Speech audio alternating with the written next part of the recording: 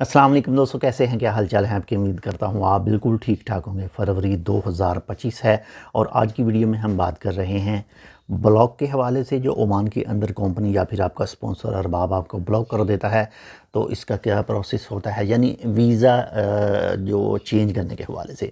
और इसी के साथ ही एक दूसरी चीज़ कि अगर हम जो हैं वो विज़िट वीज़े के ऊपर हैं या फैमिली वीज़े के ऊपर हैं तो हमारी एज कंप्लीट हो जाती है तो हम क्या ओमान के अंदर रहकर जो है अपना वर्क वीज़ा जो है वो उसे चेंज कर सकते हैं, यानी विज़िट से वर्क वीज़ा में तब्दील कर सकते हैं बिना आउट हुए।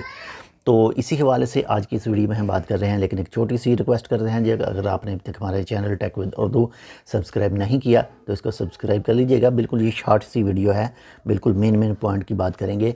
सबसे पहले बात करते हैं जी, जो ओमान के अंदर मौजूद हैं, यानी उनको अरबाब की तरफ से, कंपनी की तरफ से ब्लॉक कर दिया गया है और वो चाहते हैं कि वो ओमान के अंदर रहकर ही जो है वो अपना वीज़ा चेंज करवा लें, किसी दूसरी कंपनी में करवा लें। तो उनके लिए एक बेहतरीन हल है और वो बेहतरीन हल वही है कि जिस भी कंपनी का उनका वीज़ा है, जिस भी अरबाब का वीज़ा है, उसका तरला करें, उसका मिन्नत करें, उसके पाँव पड़ें, उसके हाथ चूमें या फिर उसे कुछ भी कहें।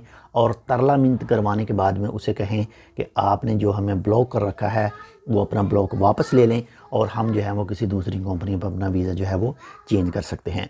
इसके अलावा अगर बात करें तो दूसरा कोई हल नहीं है। मेन हल वही है, जिसने आपको ब्लॉक करवाया है उसे कहें कि ब्लॉक ख़त्म करवा दे और आप बआसानी दूसरी कंपनी में जा सकते हैं।